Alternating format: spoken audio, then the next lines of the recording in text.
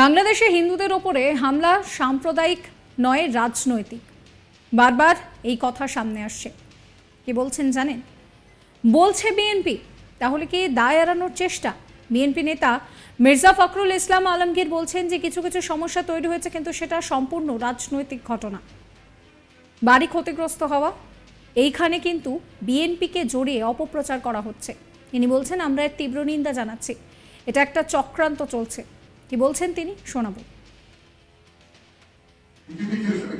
কিছু সমস্যা তৈরি হয়েছে, নিঃসন্দেহে সমস্যাগুলো সম্প্রদায়গত ভাবে নয়, ধার্মিক ধর্মীয় ঘটনা, এগুলো আপনার রাজনৈতিক ঘটনা ঘটেছে। কোথাও হয়তো দেখা গেছে যে আপনার একজন বাড়ি ক্ষতিগ্রস্ত হয়েছে, হামলা হয়েছে, তিনি হয়তো বা অবগতি করেন, সেখানে সেভাবে হয়েছে।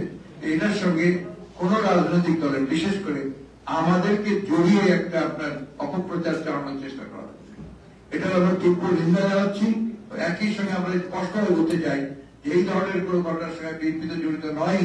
বাংলাদেশের কোন সুস্থ স্বাভাবিক রাজনৈতিক দল বা ব্যক্তিও জড়িত থাকতে পারে না। এটা সম্পূর্ণভাবে একটা চক্রান্ত চলছে। বৃহস্পতিবার বাংলাদেশের অন্তর্বর্তী সরকারের প্রধান হিসেবে শপথ নিয়েছেন নোবেল জয়ী মোহাম্মদ ইউনূস। তিনি প্যারিস থেকে ঢাকায় এসে বাংলাদেশের জনসাধারণকে শান্ত থাকার আহ্বান জানিয়েছেন।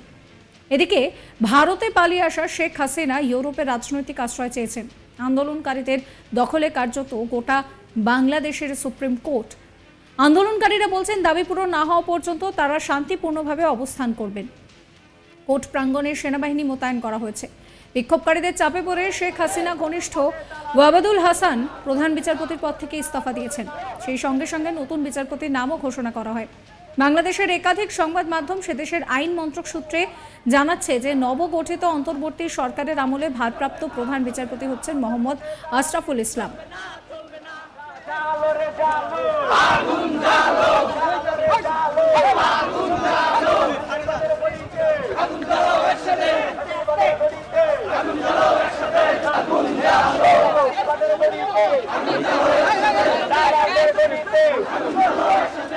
এরপরে সাংবাদিক সম্মেলন করে বিএনপি নেতা মির্জা ফখরুল ইসলাম আলমগীর বলছেন যে সুপ্রিম কোর্ট থেকে 6 জন বিচারপতি পদত্যাগ করেছেন। গণতন্ত্রের জন্য এটা সুখবর। আমরা খুবই উদ্বিগ্ন। দেশে বিদেশে কিছু কিছু গণমাধ্যমে বাংলাদেশের পরিস্থিতি নিয়ে বিভ্রান্তিকর সংবাদ পরিবেশন করা হচ্ছে।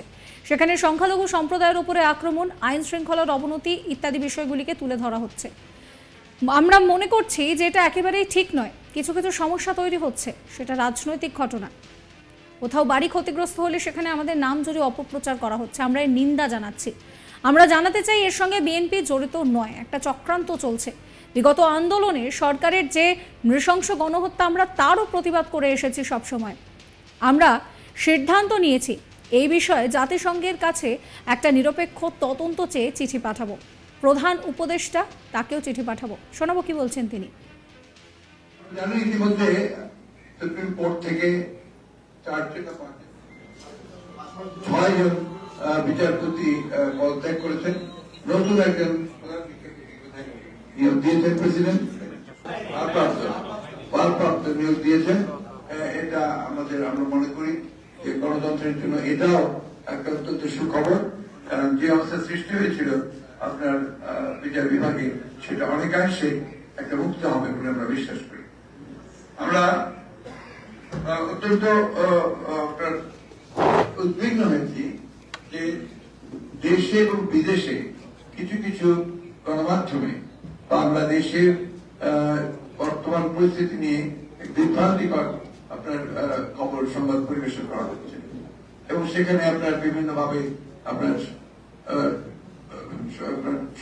সংখ্যালঘু সম্প্রদায়ের উপরে আক্রমণ, জনগণের আপনার আইন শৃঙ্খলা পরিস্থিতি অবনতি, এই সমস্ত বিষয়গুলো তুলে ধরছে, যা আমরা মনে করি যে একেবারেই সঠিক নয়। কিছু কিছু জায়গায় কিছু কিছু সমস্যা তৈরি হয়েছে, নিঃসন্দেহে সমস্যাগুলো সম্প্রদায়গত ভাবে নয়, ধার্মিক ধর্মীয় ঘটনা, এগুলো আপনার রাজনৈতিক ঘটনা ঘটেছে। কোথাও হয়তো দেখা গেছে যে আপনার একজন বাড়ি ক্ষতিগ্রস্ত হয়েছে, হামলা হয়েছে, তিনি হয়তো বা অবগতি করেন, সেখানে সেভাবে হয়েছে। এটার সঙ্গে কোন রাজনৈতিক দলের, বিশেষ করে আমাদেরকে জড়িয়ে একটা আপনার অপপ্রচার চালানোর চেষ্টা করা হচ্ছে। এটা আমরা তীব্র নিন্দা জানাচ্ছি। একই সঙ্গে আমরা স্পষ্টভাবে বলতে চাই এই ধরনের কোনো ঘটনার সঙ্গে বিএনপি তো জড়িত নয়, বাংলাদেশের কোন সুস্থ স্বাভাবিক রাজনৈতিক দল বা ব্যক্তিও জড়িত থাকতে পারে না। এটা সম্পূর্ণভাবে একটা চক্রান্ত চলছে, যে চক্রান্তে বাংলাদেশের অর্জিত যে আমরা একটা স্বাধীনতাই বলবো নতুন করে অর্জন করছি, সেটাকে নস্যাৎ করবার একটা চক্রান্ত শুরু হয়েছে। আমরা একটা জিনিস আপনাদের জানিয়ে রাখতে চাই যে এই বিগত আন্দোলনে, গত আন্দোলনে বিজয়ের পূর্বে সরকার বাহিনী দিয়ে যে নৃশংসভাবে গণহত্যা করা হয়েছে, সেই গণহত্যার ব্যাপারে আমরা সবসময় কথা বলে এসেছি এবং জাতিসংঘের উদ্বেগ ছিল এটাতে সবচেয়ে বেশি। আমরা সিদ্ধান্ত নিয়েছি যে জাতিসংঘের কাছে আমরা এই বিষয়ে একটা নিরপেক্ষ তদন্ত চেয়ে আমরা চিঠি পাঠাবো। আমরা এটাও সিদ্ধান্ত নিয়েছি যে আমাদের প্রধান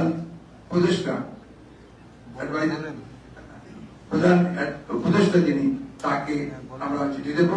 একই সঙ্গে আপনার ইউএই, যেখানে আপনার আমাদের প্রায় 50 জন শ্রমিককে বন্দী করা হয়েছে এই আন্দোলনের সমর্থন দেওয়ার জন্য, আমরা তাদের মুক্তির জন্য আমরা এই সরকারকে উদ্যোগ নেওয়ার জন্য আমরা চিঠি দেব। আমরা চেষ্টা করবো চিঠি দেওয়ার। এই বিষয়টা আপনাদের আমরা জানিয়ে রাখলাম এই জন্য যে অনেকে মনে করছে যে আমরা এই বিষয়গুলো বোধহয় কোনো উত্তর নিচ্ছি না। আমরা অবশ্যই এটার উত্তর একদিনের মধ্যেই আমরা এই চিঠি করে পাঠিয়ে দেবো। আমি বক্তব্য আজকে বেশি বাড়াবো না। আমি শুধু আপনাদের কাছে একটাই অনুরোধ জানাবো যে আপনারা দায়িত্বশীল সংবাদ কর্মী, আপনারা সব সময় বাংলাদেশের স্বাধীনতার সার্বভৌমত্ব, গণতন্ত্রকে সমুন্নত রাখার জন্য আপনাদের ভূমিকা রেখেছেন। আপনি দয়া করে এমন কোন সংবাদ যেন পরিবেশিত না হয় যে সংবাদে তারা মানুষ বিভ্রান্ত হবে এবং এই যে বিজয়, এই বিজয় ব্যাহত হবে। এটা আমার বিশেষ অনুরোধ আপনাদের কাছে। অশান্ত হয়ে রয়েছে বাংলাদেশ। শেখ হাসিনা তিনি ভারতে আশ্রয় নিয়েছেন। গঠিত হয়েছে অন্তর্বর্তী সরকার, তার প্রধান হচ্ছেন মোহাম্মদ ইউনূস। এই পরিস্থিতিতে দাঁড়িয়ে বাংলাদেশে হিন্দুদের ওপরে হামলার যে ঘটনা ঘটছে তা সাম্প্রদায়িক নয় বরং রাজনৈতিক, এই কথা বলছে বিএনপি। এখান থেকেই প্রশ্ন উঠছে যে তাহলে কি দায় এড়ানোর চেষ্টা? বিএনপি নেতা মির্জা ফখরুল ইসলাম আলমগীর বলছেন যে কিছু সমস্যা নিশ্চয়ই আছে, কিন্তু সেটা রাজনৈতিক। কোথাও বাড়ি ক্ষতিগ্রস্ত হয়েছে, কিন্তু এই পুরো পরিস্থিতিতে তাদের নাম যদিও অপপ্রচার করা হচ্ছে, এর তিনি নিন্দা করছেন। একটা চক্রান্ত চলছে, সেই কথাই বলেন তিনি। বাড়ি ক্ষতিগ্রস্ত হয়েছে, হামলা হয়েছে, তিনি হয়তো বা অবমতিক করেন, সেখানে সেভাবে হয়েছে। এটার সঙ্গে কোন রাজনৈতিক দলের, বিশেষ করে আমাদেরকে জড়িয়ে একটা আপনার অপপ্রচার চালানোর চেষ্টা করা। সাবস্ক্রাইব করবেন আজ তাক বাংলার ইউটিউব চ্যানেলকে, ফলো করবেন হোয়াটসঅ্যাপ চ্যানেলও।